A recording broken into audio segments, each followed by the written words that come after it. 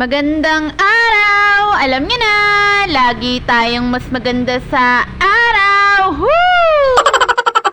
Anyways, maraming salamat kay Ate Rowena sa pag-invite sa amin sa kanyang birthday celebration kahapon. Wala nga yung birthday celebrant ng mga time na yan at umattend nga siya ng misa. Kaya for the kain at for the picture na nga muna ang mga person.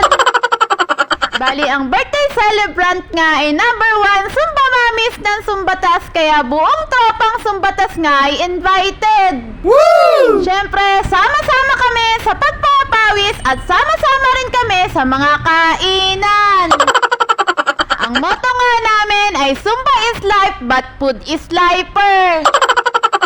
Grabe, napakasaya at habang kumakain pa ay may mga magagaling pang mga singer. Woo! Anyways, kinabukasan naman, pagkabangon ko nga ng madaling araw ay automatic na nga itong mga junakis kong pusa. Kasabay ko na nga rin pupunta dito sa kusina.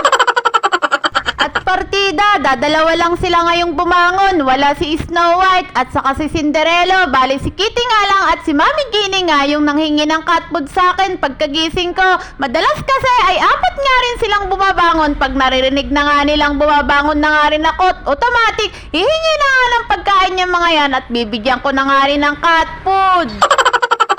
Pagkatapos ko nga silang bigyan ng cat food ay asikasuhin ko naman yung pagkain ng mga bagets ko. At dahil maaga pa nga ay bumalik nga ulit ako sa higaan ko. At eto nga si Kitty, naglilikot na nga rin dito sa kwarto at gusto na nga rin lumabas. Trabaho nga nito ang lumabas na madaling araw. Tinutulak nga lang nito ang bintana at nabubuksan na nga rin niya at nakakalabas na nga rin. Pero maya-maya nga rin ay bumabalik na nga rin yan.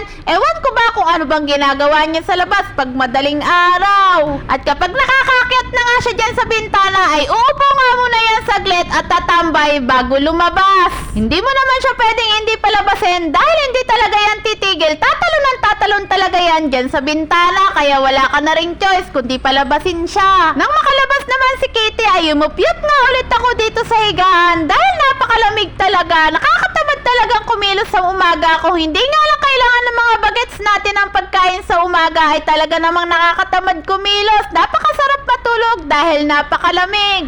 At eto nga si Mami Ginny, napaka-sweet talaga ng pusa kong ito. Lagi ko nga rin itong katabi sa pagtulog. Maya-maya pa nga ay bumangon na nga rin ako dahil maliwanag na nga at natapos na nga rin kumain itong bunso ko.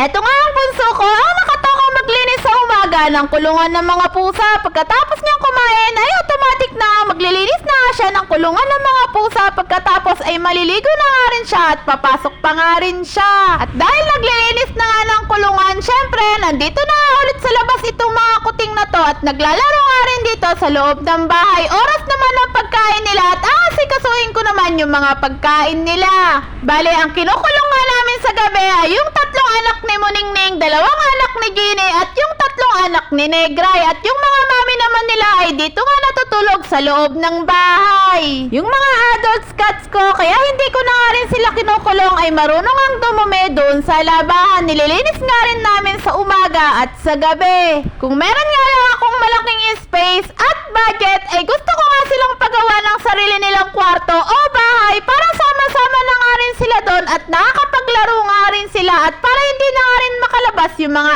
adult cats ko, lalo na si Blackie kung saan nakakarating. Naaawa ako dun sa pusa ko na yon at minsan umuwi nga na napakaamos. Pero sa ngayon, wala pa nga rin akong ibang choice kundi hayaan nga muna silang nakakalabas dito sa loob ng bahay. At yun lang, salamat!